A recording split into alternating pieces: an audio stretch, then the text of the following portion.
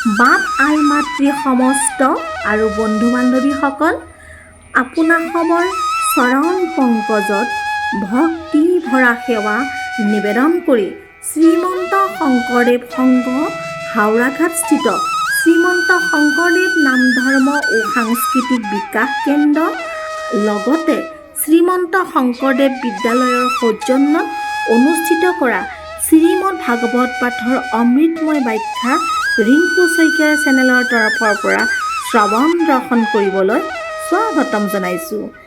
আজি আপোনাসৱৰ মাজলৈ লৈ আহিছোঁ শ্ৰীমদ ভাগৱতৰ মধুৰ ৰসেৰে পৰিপূৰ্ণ সুন্দৰ ব্যাখ্যা। তেন্তে আহকচোন আজি আমি সকলোৱে বৈকুণ্ঠৰ কল্পতৰু ভাগ শ্ৰৱণ দৰ্শনৰ মাজেৰে আমাৰ জীৱনৰ উদ্দেশ্যক সাফল্যতাৰে কৃতাৰ্থ কৰোঁ।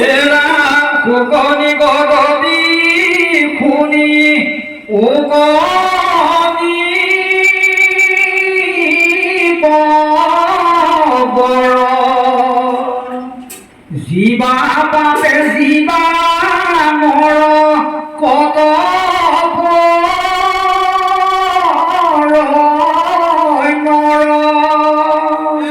পৰবিত পৰ পুত্ৰ ভাগা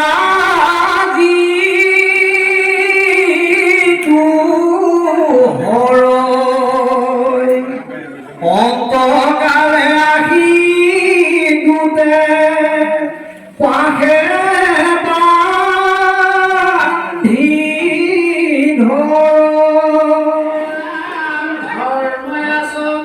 লোক পাপ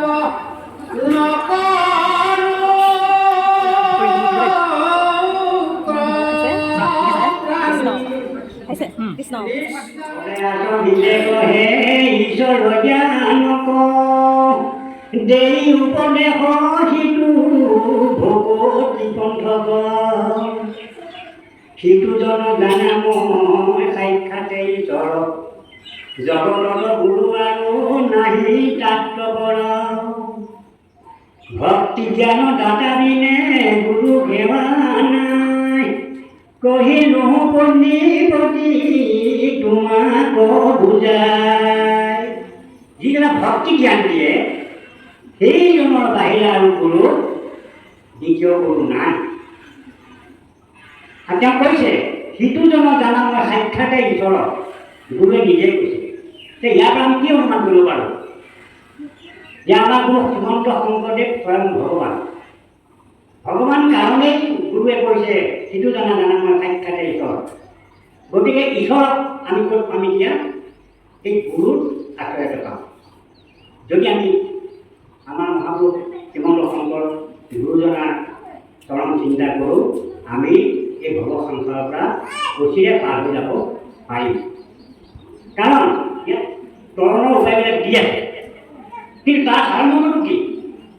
কৃষ্ণক শৰণ লোৱা, কৃষ্ণক ভজন লোৱা, তেতিয়াহে তুমি এই সংসাৰৰ পৰা হাত সাৰিব পাৰিবা। কৃষ্ণৰ পৰা আপোনালোকে পূজা কৰি আছে।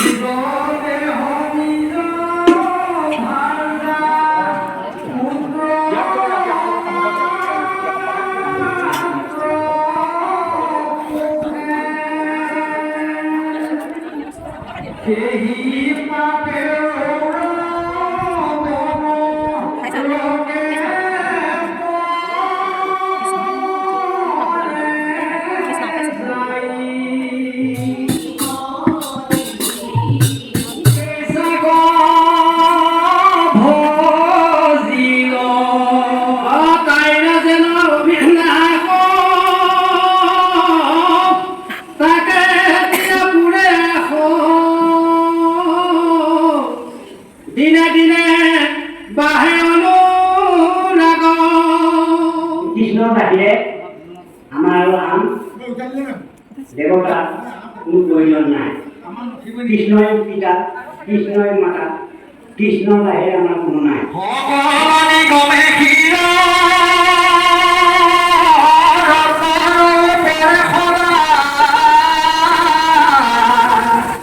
যিটো পদ প্ৰকাশ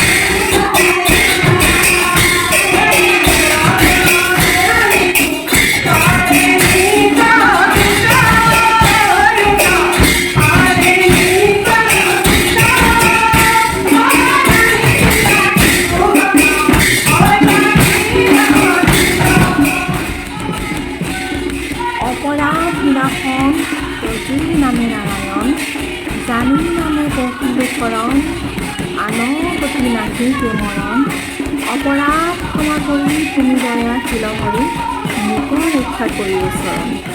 ৰাম মোক ৰক্ষা কৰি চৰণ। বাপ আই মাতৃ সমস্ত শ্ৰীমদ ভাগৱতৰ অমৃতময় ব্যাখ্যাৰ সুন্দৰ অনুষ্ঠানটি আপোনাসৱৰ মাজলৈ এটি ভিডিঅ'ৰ দ্বাৰা শ্ৰৱণ দৰ্শন কৰাবলৈ চেষ্টা কৰিলোঁ। ইয়াতেই যদি এই ডাকিৰ কিবা ভুল ভ্ৰান্তি হৈছে তেন্তে আপোনাসৱৰ চৰণ পংকজত ক্ষমা বিচাৰি নিজকে অৰ্পণ কৰিছোঁ। আপোনাসৱে এই ডাকিৰ ক্ষমা প্ৰাৰ্থনা গ্ৰহণ কৰি কৃপা কৰে যেন। কৃষ্ণ।